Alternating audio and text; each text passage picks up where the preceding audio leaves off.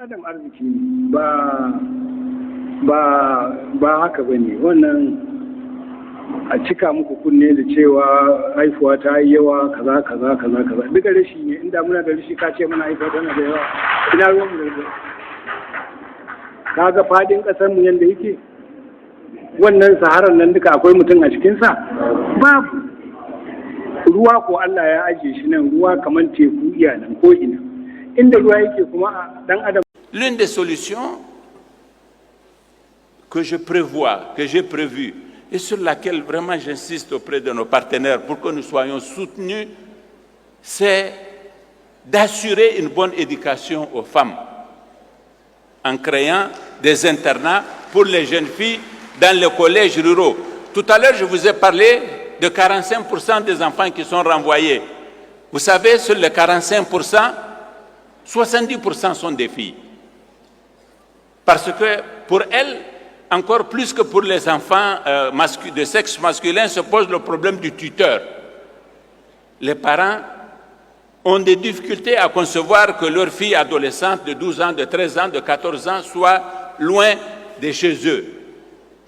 Quel que soit le confort du cadre de son accueil dans le village d'à côté.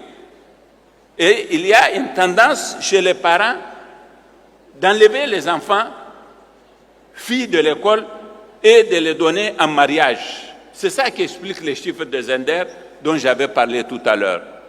Et donc, une des solutions sur laquelle nous devons mettre l'accent, c'est d'assurer au maximum de nos enfants de rester à l'école longtemps.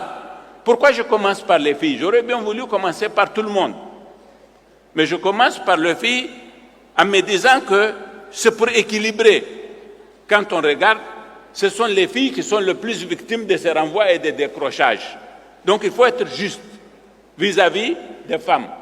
Et il faut faire des internats. Le jour où nous aurons assez de ressources, compte tenu de la configuration de notre société et de l'absence de collèges dans tous les villages et de la nécessité de ne créer de villages de collèges que de façon sélective pour créer des rassemblements pour plusieurs villages, un seul collège,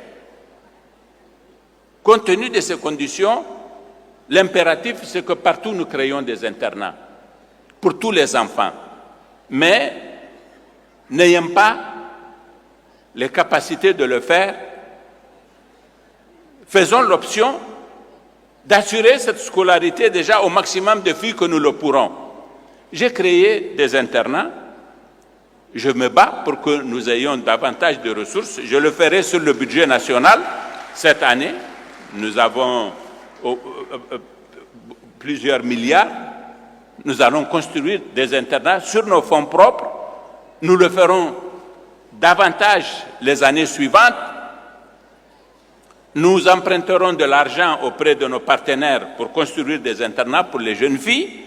Mais cette année, j'ai créé un internat à Kellé. Il y a 250 filles à Kellé. Mais l'année prochaine, plusieurs centaines encore vont venir. Et l'internat de Kellé ne sera pas suffisant. Il nous faut en construire un autre. Vous voyez le cauchemar de cette croissance échevelée, c'est que chaque année, vous aurez des contingents très nombreux. Il n'y a aucun pays qui est dans cette situation aujourd'hui.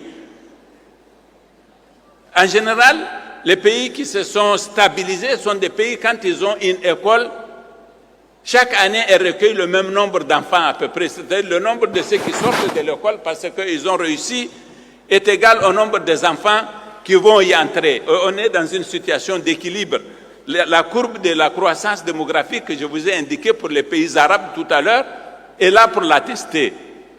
Mais nous, dans la mesure où nous avons beaucoup d'enfants chaque année qui viennent, quels que soient nos efforts, là je me propose de construire les 36 000 classes paillotes. Je vais en faire des classes en matériaux définitifs.